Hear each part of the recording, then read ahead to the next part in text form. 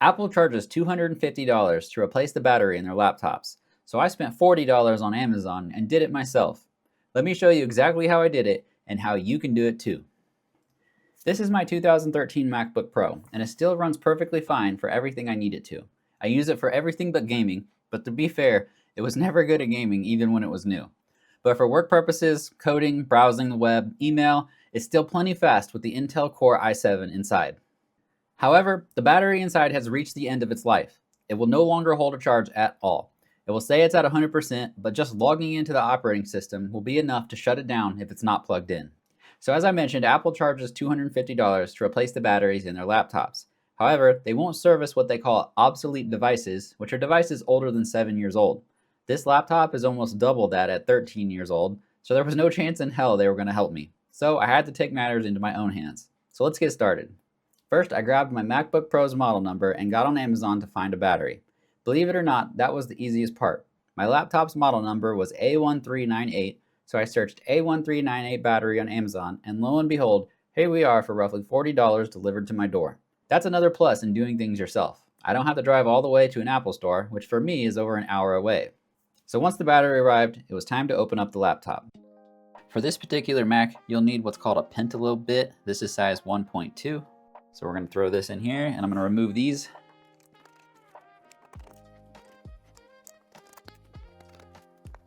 Now it's kind of hard to see, and you wouldn't think it could be possible because these screws are already so tiny, but some of them are shorter than the other ones, so make sure you pay attention to where they go.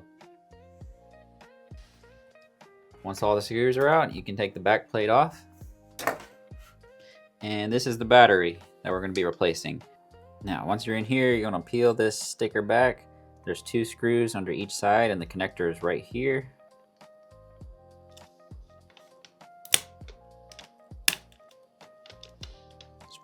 Screw there, and this is the connector. So I'm going to unplug that. So once you got that pulled up, you got 2 screws here and here, and this one is actually different.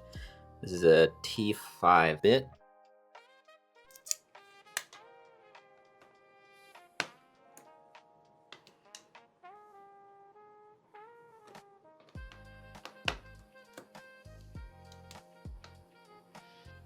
Once you've got those removed, you need to remove the 2 screws here and the 2 screws here. These are your speakers, and you're going to want to lift those up so that you can slide something under the batteries to remove the adhesive holding these batteries on.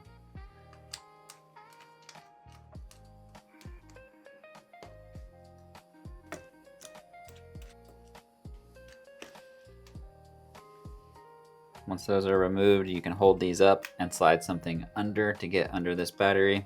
Same for this side. The battery that I bought comes with this little spade, so we're going to use this. Let's turn this way, lift up here, and slide this under.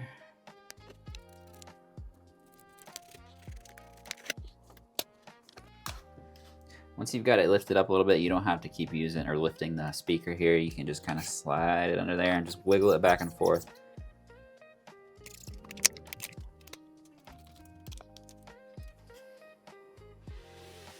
Turn this around and do the other side.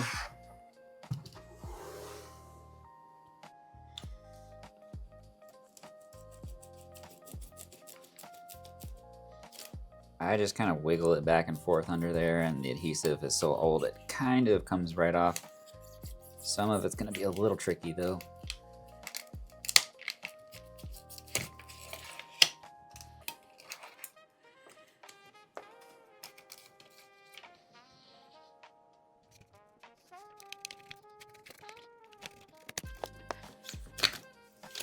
Alright, we've got these 2, and we've got these 2 over here off the adhesives. Once you've got all of these off, these 2 you're going to want to come at the side, because you have a cord basically right here for your trackpad that comes in and goes right here, and you want to be sure not to hit that at all. So come at it from like an angle here, and then once you can get it to lift up a little bit in the front here, you can pull this up and kind of go at it from this angle.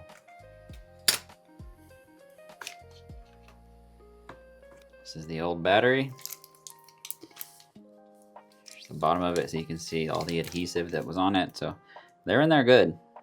pretty much the whole battery of each of these are covered at some point. So now you're going to want to work on removing all this adhesive so that when you put the new battery in with its adhesive, it doesn't cause it to stick out any further than it needs to.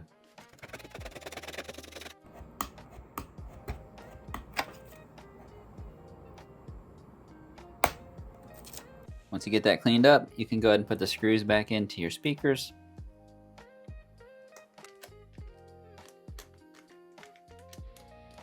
So this is the new battery. Blue side goes down. This is the stickers for the adhesive, but before we take that off, I just want to test fit, make sure everything fits correctly. Screw holes line up.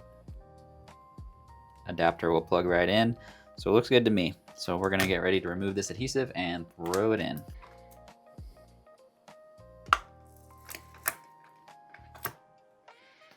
Set that aside. And be careful, because once you get this in there, it is not coming back out.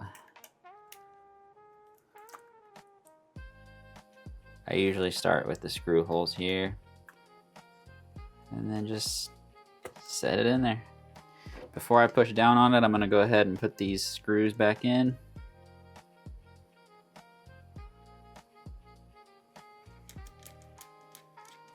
Go ahead and attach the cable connector. Once you got the screws in and the cable connector connected, I'm just going to push down on these batteries just to make sure the adhesive has a chance to stick. And we can peel off this top plastic piece.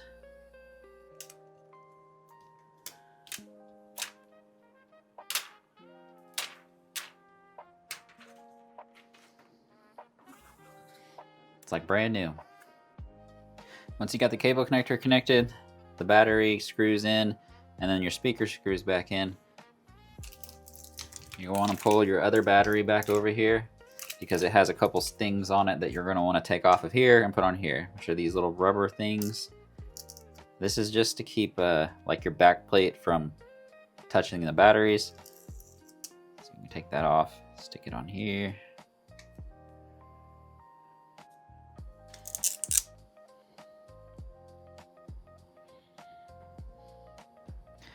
Close enough. And then if you want to take this sticker off and put it over this one, you can do that. Like so. Then we're ready to put the back plate back on. Now we can go ahead and start putting the screws back in.